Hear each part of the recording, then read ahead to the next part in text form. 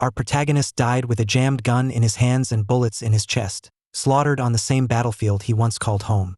And as everything went black, his final thought wasn't fear. It was, if only I was stronger. Then light. A hand pulls him from the darkness. He wakes up in a brand new world. 3 years later, it's finally the day everything changes, the awakening ceremony, where every student at Aurora Academy learns what class they're stuck with for the rest of their life. Heaven giving me one last chance to fix up my crap life, because in this world, dungeons cracked open the earth, monsters poured out, and humanity survived by awakening classes. C rank at the bottom, S rank at the top. Your class isn't your job here. It's your entire worth as a human being. And our guy, Pluto, is walking into that ceremony with 200 talent points. Highest score in the entire country. Higher than the literal heiress of Aurora City, Luna, who scored a mere 95 and got handed an S-rank purification saint class for it. So naturally, everyone expects Pluto to awaken something insane. The crowd's chanting his name.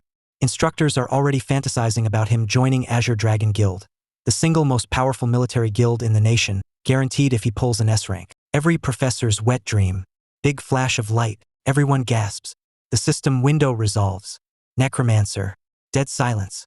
Because Necromancer isn't just mediocre, it's officially the worst C-rank class in the game. Instructors disappointed. Crowd stunned.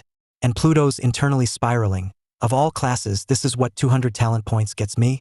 His starting skill is a joke too. Summon one soldier. Every 30 minutes. Lasts 1 hour. That's the whole kit. Except then a second system message pops up. Restriction removal qualified. Turns out his talent score is so absurdly high it glitches the entire class out. His summon limit gets completely deleted. No cooldown. No cap. His MP directly equals how many soldiers he can summon. Instantly. All at once. 10 MP, 10 soldiers, right now, no waiting. He quietly does the math. Unlimited army, no logistics, no fatigue. This one mechanic alone can crush any S-rank in the country. And nobody else in that entire ceremony has a clue. So obviously, this being a manhwa, everyone treats him like bottom-of-the-barrel trash. Enter Adrian Blackwood, green hair, A-rank berserker knight, rich noble family, and beef with Pluto since forever. He offers Pluto a job as his personal pet in exchange for a couple level carries. Pluto just walks away smiling. Luna, our favorite girl in the making, actually believes in him and offers to help him grind. He turns her down, wants to do this on his own terms. So he heads straight for the most dangerous solo content in the academy, the sequence trials. Solo only, no retreat once you commit, scaling monsters from level 1 to 5. Everyone assumes he's suicidal. He steps out of the safe zone and immediately 10 void hounds, aggressive, fast, hungry, come racing at him from every direction. He summons his first skeleton soldier. Then another. Then another. No cooldown, no waiting, just MP draining and soldiers appearing, one after another, filling the room like a rising tide of bone and blue flame. The hounds hit hard. One soldier gets torn apart mid-fight, poof, gone. Pluto doesn't flinch. Summons 2 more. Then 3. The hounds are fast, his soldiers are faster in numbers. They swarm, they overwhelm, they grind the pack down kill by kill until the last void hound drops and the EXP notifications are stacking on top of each other. Level up. Every stat point goes straight into MP. More soldiers. Faster kills. More EXP. More levels. More soldiers. He says it himself, it's a solid loop, and this man is absolutely cooking. He blasts through Grey Wolves on floor 2, hits level 5, and the system drops a second bombshell, evolution lock removed. Now every enemy his soldiers kill can be absorbed. Permanently. The soldier eats the corpse, evolves into an undead version of whatever it just killed, and joins the army. His words, King of the Underworld. And then, because apparently we're not done, he unlocks his level 5 skill. Gunpowder Skeleton. Take one soldier, convert it, and it sprints full speed at the nearest enemy and detonates. OE Explosion, 16-foot radius, absolutely disgusting damage. He looks at it for the first time like, the hell is this look? So janky. Then it one-shots a thick-hided blackback beast and he immediately takes back every word. He walks out of the sequence trials completely unharmed. Level 5. 1 hour. A staff member watching from outside loses her mind and sprints straight to the principal to spill the tea. But Pluto isn't done. He heads straight for Giant Rhino Mountain, the same dungeon that wiped a full party of higher-ranked students days earlier. Picks gold difficult, summons his literal army, and starts advancing. Regular soldiers struggle with the rhino's thick hides, physical attacks bouncing off like they're slapping a tank. So he switches.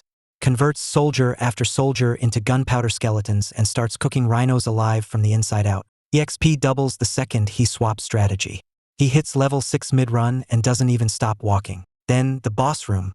The giant rock rhino king. Massive, the kind of monster that ends a fight before it starts. Except Pluto got there first. He'd been quietly routing soldiers into the boss arena the entire run. Every corner, every angle. Nearly 100 gunpowder skeletons locked and loaded before the boss even spawns. The second the Rhino King appears and lets out its opening roar, Pluto gives the order. Every single one detonates simultaneously. 5,000 EXP. The boss didn't even get to move, and sitting in the rubble? An epic quality staff plus 30 MP, plus 10 defense. First dungeon run. First boss kill. He calls his luck cracked, equips it on the spot, and his summon capacity jumps another 30.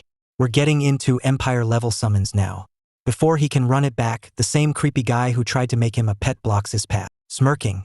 Says the offer still stands, while his cronies chime in about how honored he should feel.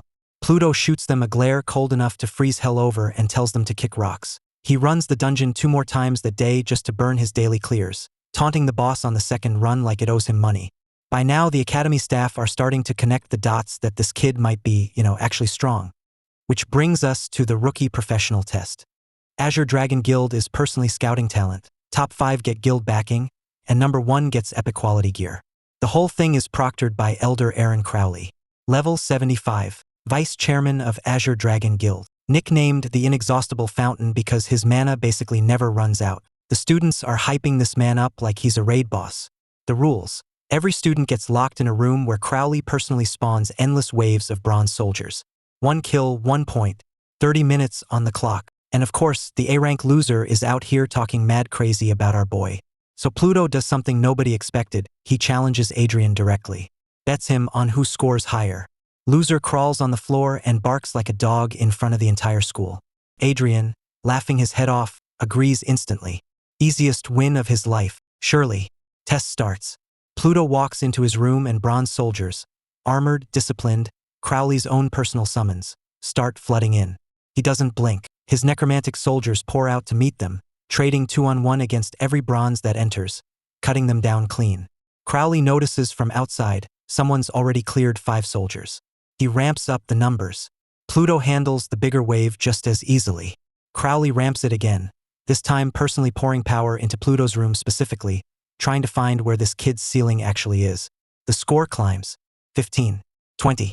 The leaderboard goes up and Pluto is already lapping the entire field. Adrian sitting at a distant 4th with 3 points, fully convinced he's winning. Meanwhile, the principal is punching the air, realizing he almost threw away the school's biggest talent. And in the room next door, our hero's biggest hater is picking off mobs one at a time, the old-fashioned way. And I kid you not, nearly half a chapter is just this guy convincing himself he's the real main character and he's about to crush our hero. This man is living in a fanfiction of his own life. Back to the real battle. Crowley throws everything he has at the room. A wall of bronze soldiers so dense the whole space turns teal with spawn light. For the first time in this entire story, Pluto actually looks surprised. Elder Crowley, what have I ever done to you? Then he immediately recalibrates because at the end of the day, this is still a numbers game. And numbers are his whole thing. He starts converting and issues the command, blow them to dust. Soldier after soldier ignites, transforms, sprints into the wall and detonates. The room becomes a chain reaction. Kaboom, kaboom, kaboom. His score tears through 100, which, by the way, is already the all-time Academy record. The previous best was 97, and the test is only halfway done. 200, 295, 350. Meanwhile outside, the principal's having a full meltdown, screaming at Crowley to pull the plug. Crowley's answer? Cold no. He's not calling off anything. He wants to see this kid's limit. Wave after wave of skeletons detonates. 800, 900. Pluto surveys what's left of his test room, which now looks like an actual war zone, mops up the last stragglers and the score locks in. 1,000 points. The test ends because there is nothing left to kill. Our boy deleted every single bronze soldier Crowley summoned. The room is empty. The principal just goes, "It stopped." Crowley ain't wasting time with the principal's antics, teleports directly into Pluto's room. The skeletal army charges the teleporting figure just as Crowley comes into focus. Our hero calls out, "Stop!" The blades hover over Crowley's head, and he only says 2 words, "Necromantic soldiers." Before Pluto can get a proper greeting in, Crowley immediately starts interrogating him. He knows the rules. Necromancers get one summon every 30 minutes. The test hasn't even been running that long. So he asks the question directly, how did you summon this many? No need for excuses if you don't want to speak. I only care about one thing. Can your power protect this nation? Pluto's internal panic is visible for about half a second. Then he locks in. The reason he was given this second life was to protect the nation. And to do that, he needs Crowley's approval. He doesn't need to reveal everything. Just enough. So Pluto shows him. Summon skeleton after skeleton while listing off every necromancer restriction on record. 30-minute cooldown. One at a time. Maximum 1 hour duration. And then, those limits, none apply to me. In other words, my summons are unrestricted. Crowley looks like a man watching physics break in real time.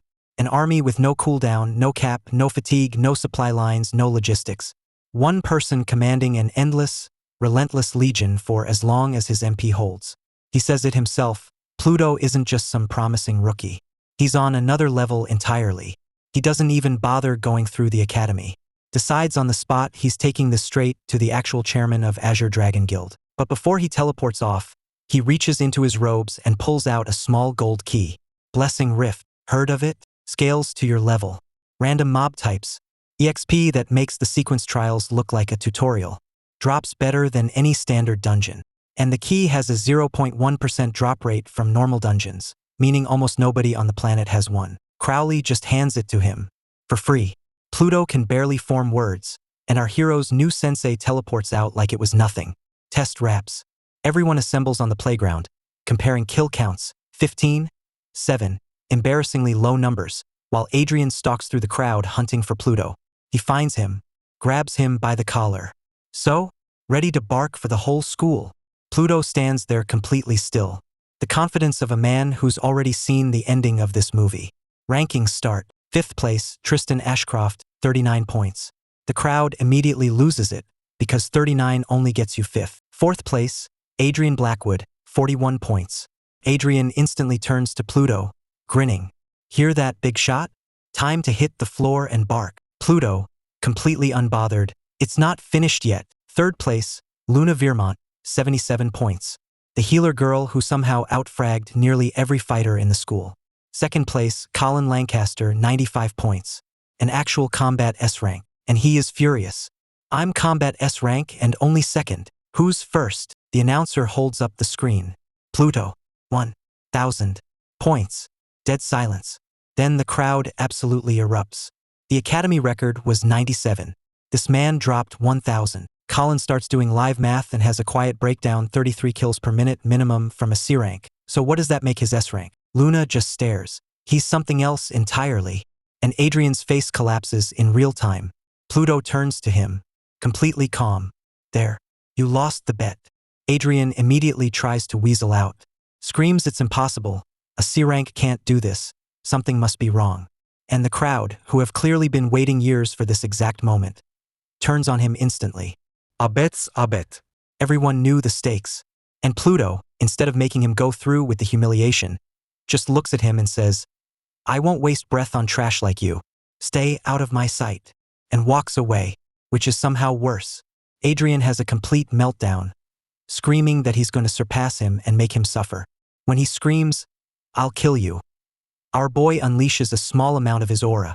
Adrian just slams backward like he hit an invisible wall, while a massive ghostly skull manifests silently behind Pluto like a warning shot nobody asked for. Pluto barely spares him a glance. New rival. Locked in forever. Awards ceremony. 3 epic quality gear choices from Azure Dragon Guild. Heavy armor, a longsword, or a robe. Pluto looks at the armor and sword like they personally offended him. Grabs the robe. Plus 50 MP. That's 50 more soldiers per summon. This man cannot look at a stat boost without converting it into body count. Final stat sheet drops, level 9, 135 MP with gear. Officially crowned Aurora Academy Day 1 rookie test champion, crowd chanting his name. And then the next deadline drops. Guild test. 1 month. Hard cut. From championship glory to a rundown slum apartment. It looks like my university dorm room, and that's not fit for a human, let alone the most dangerous man on the planet. He's alone, holding the blessing key. channels his MP into it exactly like the textbook said. It sparks, fizzes, and tears open a violent, swirling rift right there in his bedroom. And just before he steps in, one flashback. Crowley's voice. I advise finding reliable backup, preferably a healer class. Safer that way. Pluto stares into the fully formed rift. Alone. Night. Zero backup. Sorry, Elder Crowley. I prefer to go solo. And that's where it ends. Don't forget to like and subscribe. Catch you in the next episode.